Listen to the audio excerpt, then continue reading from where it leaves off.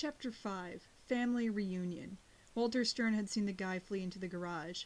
At first, while he was cutting the Hermitage's power cables, he had thought that it was just his imagination, but he had then noticed disorderly shoe prints in the mud, and other prints belonging to smaller feet. Kids. He sighed. At least they weren't Hannibal Mago's men. For a moment, Walter wanted to leave his weapon in its holster. Carrying a weapon made him nervous. He rethought this and grabbed it, just to be safe. If there were children here, they must have been spooked and made a run for it, so he would have enough time to secure the Hermitage. Walter arrived at the garage and checked the sliding door handle. It was open. He prepared for the assault. Ulrich gestured to Eva and watched her hide behind the door panel connecting the garage to the house. He remained squatted behind the small couch occupying part of the back wall. At his feet were several rubber globes that Jeremy had filled with disgusting chemical products he'd found in the Hermitage basement. Ulrich sighed. He and Eva were the first line of defense against the men in black, while Jeremy, Richard, and Kiwi, in bad shape, watched the main entrance, ready to sound the alarm if need be. The teen took the walkie-talkie, part of Jeremy's special equipment, and spoke into it. "The garage door just moved," he murmured. "He's coming in. It's up to you, over." He took the first projectile and held his breath. He had to be very careful. These men could be armed. The plan was very simple. Attack the intruders with the globes and take advantage of the element of surprise to jump on and immobilize them with rope. It was dangerous, but Ulrich was an expert in martial arts, and above all, he had no other choice. With Yumi and Odd in the mirror, they couldn't let the Hermitage fall into enemy hands. It was a question of life or death. The garage door was raised very slowly. Ulrich could already see the enemy's feet. He was wearing men's shoes, black and shiny, and somewhat formal-looking. He then caught a glimpse of his pants, also black. He indicated to Eva to prepare herself. They had to wait to see this man's face in order to hit him right in the head. He concentrated on the door again, still raising, allowing the milky light of the winter afternoon to flood in. Ulrich turned the throwing weapon in the palm of his hand. It was a small sphere of clear plastic, and its volume flabbily shifted and adapted to the boy's fingers, a gross feeling against his skin. The enemy's shoulders were in sight, then his chin. Just one more second. Fire! He sprang up in a single bound and threw his arm back like a catapult, ready to launch his projectile. Out of the corner of his eye, he saw Eva come out of her hiding spot in perfect synchronization with him. The man in black was standing in front of them. Against the light coming from outside, he was just a silhouette on which the contours of the epaulets of his jacket and his sunglasses loomed. Ulrich let his globe fall to the ground, immobile, mouth wide open. "Dad?" he whispered. Eva's projectile, on the other hand, quickly flew into the air and hit his target right in the face. "That burns!" Walter cried, reeling as he recoiled. "Dad!" Ulrich yelped, running towards him. He couldn't believe his eyes. What was his father doing dressed in this way, and with a gun in his hand? Ulrich approached his father, who was wiping his clothing and face with a handkerchief. Once the shock wore off, Jeremy and Alita went to fix the power cables that Walter had cut, while Richard and Eva decided to give the father and son some private time. Ulrich's friends had all been very surprised, but much less so than he. His father had always been a cold and distant man, serious and severe. But the mere idea of him being involved in this whole stupid thing, and that he was the one of the men in black! Ulrich remembered the sinister man who had chased himself and Yumi around the roads of Brussels. Lone Wolf and his two myrmidons, Weasel and Ferret. Did his father know them? "Darn," said Walter Stern, refolding the handkerchief and leaving it on the table. "It was lucky I was wearing my sunglasses. This concoction would have made me blind." "It's something Jeremy whipped up," Ulrich replied, shrugging. "He assured us that the effects would wear off. You've already washed your face, so you shouldn't have any problems." For the first time, father and son looked each other in the eye. The boy realized that his father was a tired man. His face showed signs of wrinkles, and an army of white hairs was forging a path through his hair. "Can I ask what you're doing here?" the teen said after another sigh. "I could ask you the same thing." Ulrich ground his teeth. He and his father had always maintained a difficult relationship, and maybe it was time to change things and let him know that he was no longer a little boy. "Listen, I already understand some things," he exclaimed, "like Lone Wolf, for example." Walter didn't respond, but Ulrich noticed that for a second his eyes were almost popping out of their sockets. "I need to make an important call," murmured his father while rummaging through his suit pockets. Ulrich leaned on the table separating them and made an effort to smile. "First, you and I have to talk about some things, don't you agree? You tell me your story, and I'll do the same. Maybe that'll be good for the both of us." He surprised himself with his words. The sentence showed a certain wisdom, and it was about as eloquent as something Jeremy would have come up with, or Yumi. In the end, maybe it was true that he had matured. After several seconds of silence, Walter Stern began to recount his version of the story.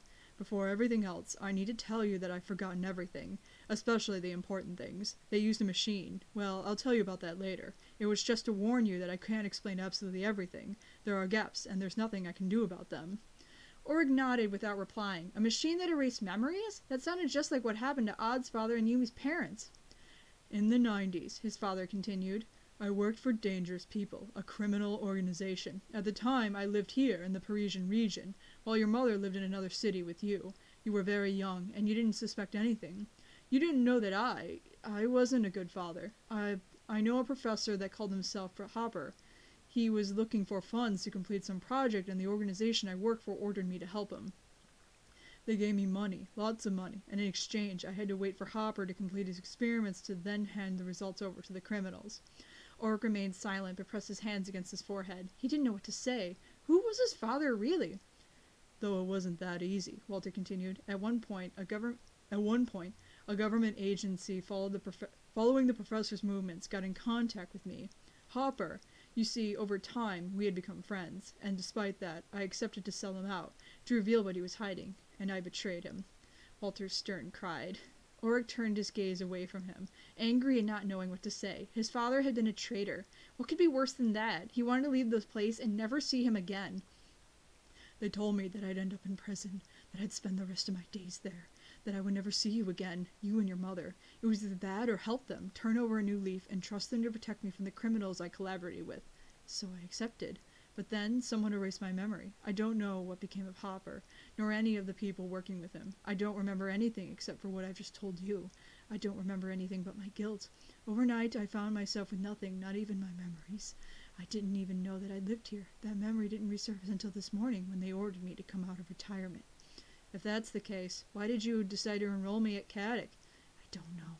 Maybe a part of all that remained in me, in a part of my subconscious. I really don't know. Walter rested his head in his hands and Ulrich observed him without a word. His rage began to wither. Who had done that to him? Erased entire fragments of his life, leaving nothing but guilt and remorse? For more than 10 years, his father had held the weight of this secret locked up in his chest. So you know Aelita, he said. Who? Hopper's daughter. No, his father responded, giving a look full of doubt. I didn't know he had a daughter. Or maybe I knew, but everything is so confused. Come with me, exhorted Ulrich. The boy left his father with his friends and exited the house. He needed to be alone to think. At that moment, he would have liked to have Yumi by his side. She would have known what to say, but the girl wasn't there, rather locked in a virtual world she couldn't get out of, because of his father. Once in the garden, Ulrich began to practice a kata, a martial arts exercise made up of a series of movements carried out in precise order. He chose his favorite, called Hayan Sadan, the third piece of mind, kata. His father worked for the Men in Black. His father was Walter Stern, the traitor. Without warning, what Yumi had said several hours earlier came back to him. The man with 2 dogs had attacked Odd's father, who, later in hospital, hadn't stopped talking about something to do with someone called Walter, who had betrayed him, fired him. Was there another secret behind that? Something that connected his father to Odd's parents, and maybe even Yumi's? Ulrich spread his legs and shifted his weight to his knees, taking the Kiba Dachi pose, the horse stance, and he then became completely petrified, without managing to make the second move. He had to get inside and talk to Jeremy. Jeremy cleaned his glasses with his shirt before placing them back on the bridge of his nose.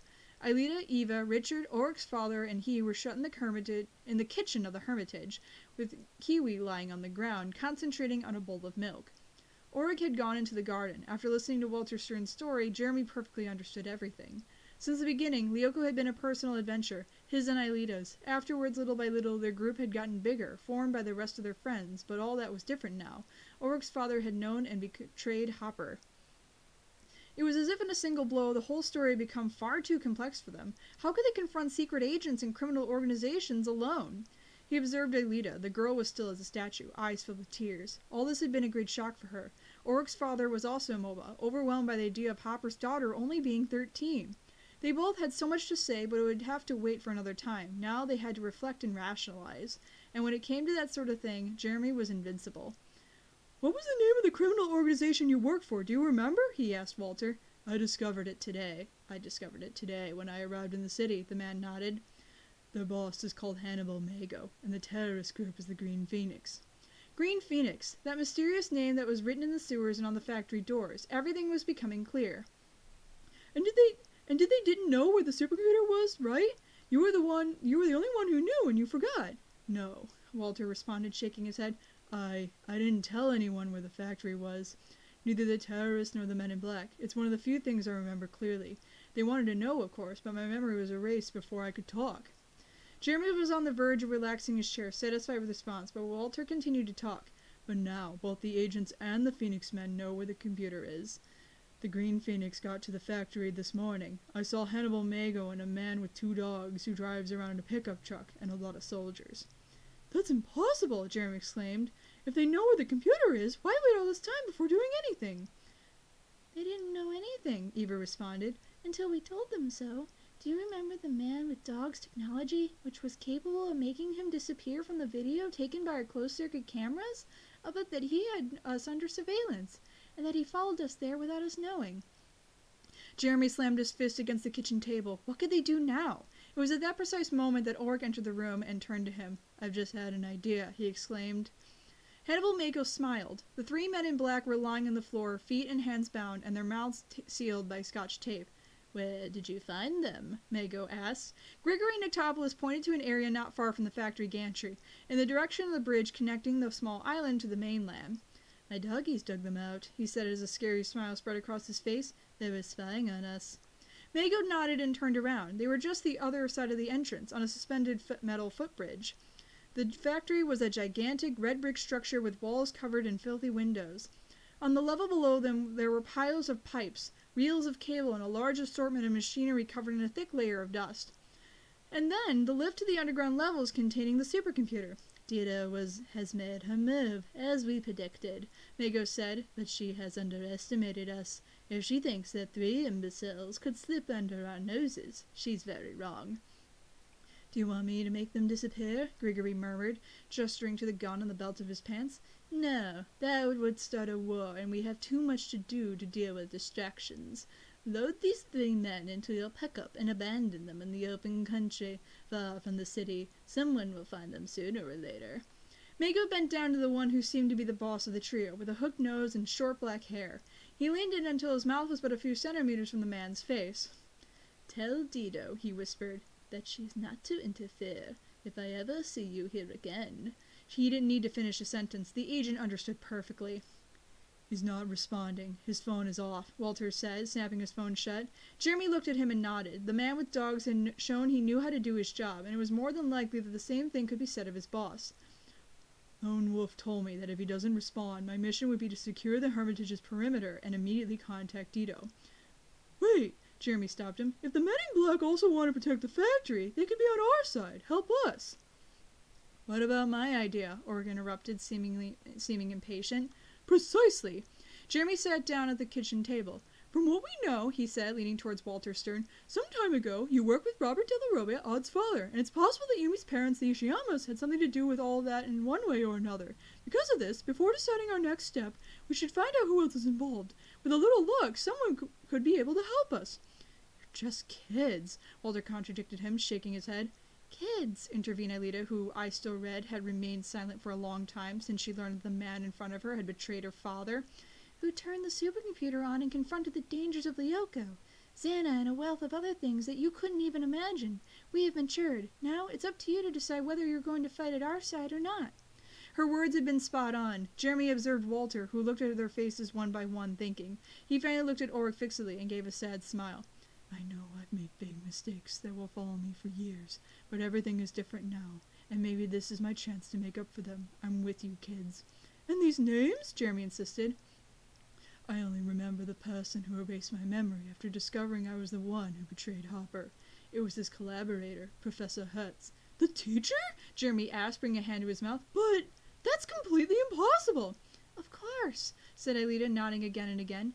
That's why that Major Steinbeck I saw in my father's journal seems so familiar. I admit that she really resembles her, but even I still can't believe it." Ulrich wordlessly stood, approached his father, and held him in his arms.